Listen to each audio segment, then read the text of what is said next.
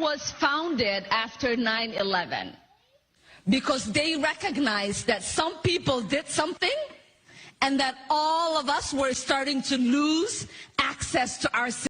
Ilhan Omar is dealt a devastating blow in Congress by Nicole Malliotakis and Lisa Milan, who celebrate her long-awaited removal in a heated and historic exchange. These powerful conservative leaders call out Omar's divisive rhetoric, expose her radical record, and bring her back to the People's House for accountability. For America and all patriots who believe in upholding our ideals, this is a huge triumph. My colleagues, the reasons why the Representative Omar should be removed from this committee, but I feel like all the reasons have not just yet been stated, which is why I rise to add for the record. We've heard about the comments that were made regarding anti-Semitism and anti-Israeli views, but I rise to add to the record that as a member of the Foreign Affairs Committee, I've sat there and heard the representative actually spew anti-American rhetoric as well. I've been in that committee room where the representative equates Israel and the United States to Hamas and the Taliban. Absolutely unacceptable for a member of that committee.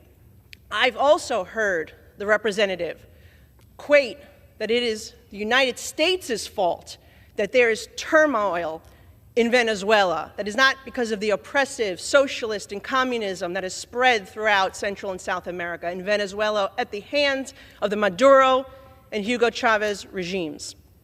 That is unacceptable.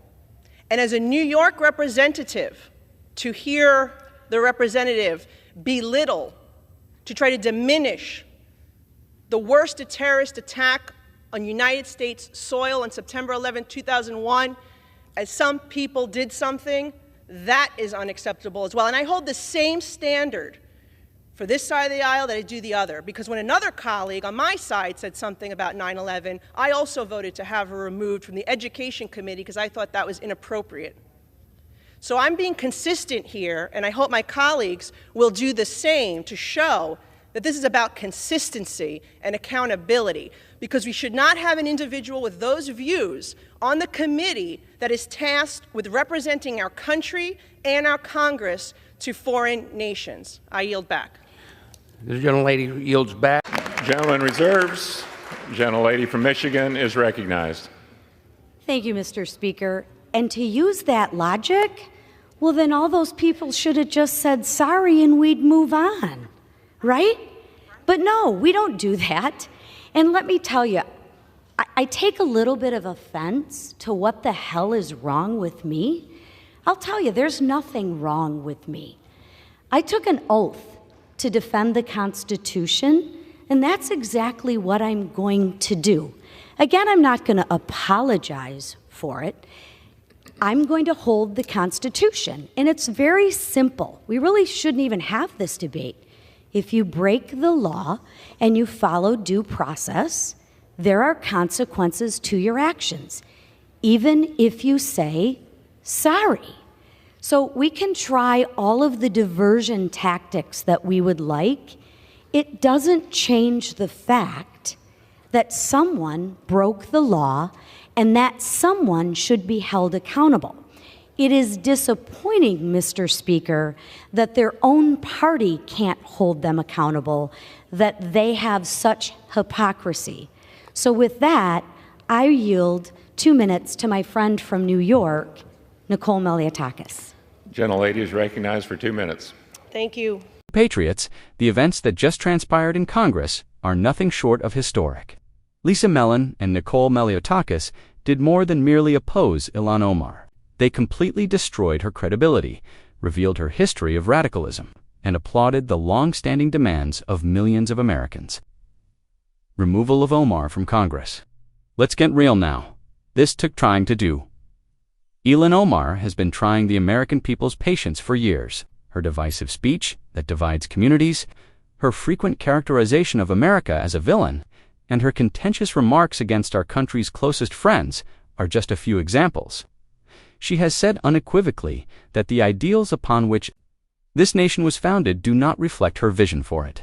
Nicole Malliotakis made a strong first impression. She didn't sugarcoat anything. She detailed how Omar has weakened America's reputation abroad, called into doubt the allegiance of our friends, and shown more compassion for foreign extremists than for the men and women who serve in our military. Congress was reminded by Malliotakis that Omar was not elected to destabilize this nation. She was chosen to hold the position. You don't deserve the honor of speaking for the American people when you violate that trust. Lisa Milan then proceeded with a fire-like sound that rocked the room.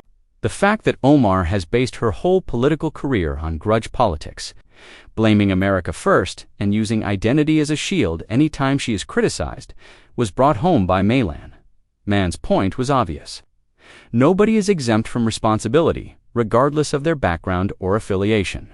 And Ilhan Omar had to deal with responsibility today. Let's discuss the hypocrisy in this situation. Democrats have gone to great lengths for years to shield Omar from criticism, accusing anybody who questioned her intentions of being racist or anti-Islam. Here's the truth, however. It is not hatred to hold a member of Congress responsible for their comments and deeds. Patriotism is what it is. It's about protecting our republic's fundamental basis. Finally, Malliotakis and Milan managed to get over that barrier of justifications. The perilous philosophy that Omar has been promoting all along was exposed when they removed the mask. The tension in the room was palpable as the vote was cast. You sensed it. The knowledge that Omar's hold on power was weakening. And it became official when the gavel collapsed. Ilhan Omar is no longer in Congress, deprived of the means by which she has been able to destroy the nation that provided her with safety, opportunity, and the American dream. Justice, my friends. There was more than one congresswoman involved. This has to do with our nation's course. Congress made a strong statement by expelling Omar. This is America. You also don't belong in the people's home if you oppose the principles that make us who we are. Freedom, loyalty, togetherness, and patriotism. Let's not undervalue the importance of this. Nicole Malliotakis and Lisa Milan, two formidable conservative women, entered the ring and demonstrated that the Republican Party still values bravery, leadership, and patriotism. They battled for all Americans who are sick of seeing extremists seize power just to spit on the same liberties that enable them to do so, not just for themselves or their constituency. And believe me when I say that this triumph will reverberate across the country. People are starting to awaken. They are coming to the realization that we don't have to stand by and put up with politicians who hate our people, our heritage, and our allies. We are able to demand better. We have the power to choose leaders who really prioritize America. And action was taken in response to that demand today. Don't get me wrong, this battle is far from done. Even though Omar is no longer in Congress, there are still many members that have the same extreme opinions, believe that America is the issue, and want to destroy everything that makes our nation unique. We made progress today, but the fight to preserve our republic is far from over. We must continue to support patriots like Malliotakis and Milan and ensure that their bravery is recognized at the voting booth. Remember this day. Patriots. Honor it. Distribute it. Because this demonstrates that we succeed when we demand responsibility, speak up against silence, and prioritize America. And that's precisely what took place.